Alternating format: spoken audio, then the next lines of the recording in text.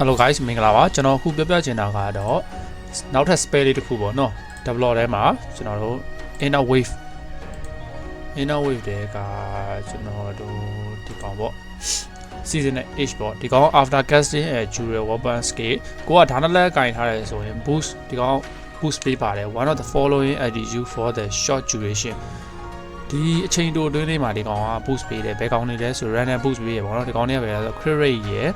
efficiency rate ရယ် physical damage bonus ရယ် or accuracy damage bonus ရယ်ပေါ့နော်ဒီကောင်က every 30 second မှာတာယာဖြစ်တယ်ပေါ့နော်second 30တိုင်းမှာဒီကောင်က boost ပေးတယ်ကျွန်တော်တို့ခုကင်ထားတဲ့ weapon ဒီ trim blade ပေါ့နော် trim blade တွေအတွက်ဒီကောင်ကအသုံးဝင်တယ် dual weapon ပေါ့နော်ကျွန်တော်ဒီကောင် weapon တွေအတွက်အသုံးဝင်တယ်အဲ့ဒါကိုဘယ်မှာယူရမလဲဆိုတာကိုကျွန်တော်နည်းနည်းတော့ OP ဖြစ်တာပေါ့ဒီဟာကိုဘယ်မှာယူရမလဲဆိုတော့ကျွန်တော်တစ်ချက်ပြမယ်နော်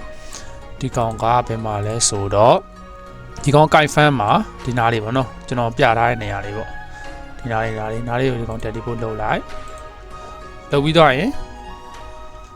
ကျွန်တော်ကလိုက်ခဲ့ပါနော်လုပ်ပြီးတော့ရင်ဒီဘက်ကိုနည်းနည်းသွားမယ်ဘယ်ကိုနည်းနည်းသွားမယ်ပေါ့နော်ပြီးရင်ဒီအစွန်ဆုံးအိမ်နော်အစွန်ဆုံးအိမ်ဝင်မယ်ဝင်ပြီးတော့ဒီနောက်ထဲမှာပေါ့နော်လူတယောက်ရှိတယ်ကျွန်တော်စကားပြောလိုက်မယ်နော်ပြီးရင်ဒီဒုတိယအကြောင်းနော်ဒုတိယအကြောင်း as about a special treasure ကိုနှိပ်လိုက်မယ်နှိပ်လိုက်ပြီဆိုရင်သူကပြလိုက်မယ်ပေါ့နော်သူက let me take it off တော့ဟောပြလိုက်ရင်တော့ဒီမှာseason နဲ့ age pace ဆိုရတဲ့မယ်ဒီကောင်10ရွက်လိုတယ်10ရွက်ဆိုတော့ဟိုခုနမနေ့ကပြောခဲ့သလိုပဲမနေ့ကပြောခဲ့တဲ့ scale လိုပဲဒီကောင်9000လိုမယ်9000ကိုမှပြီးသွားရင်ကျွန်တော်တို့တည်ထည့်သွားအောင်လဲဆိုတော့ဒီ9000ကျွန်တော်ဝယ်လိုက်ပါတော့ကျွန်တော်ကတော့မရှိသေးဘူးကျွန်တော်ဝယ်ဖို့အတွက် fan အောင်ပါဘောနော်ပြီးအဲ့ကောင်သွားပြီးတော့ develop ထဲမှာ inner wave ထဲမှာဒီကောင်ပြီးရင်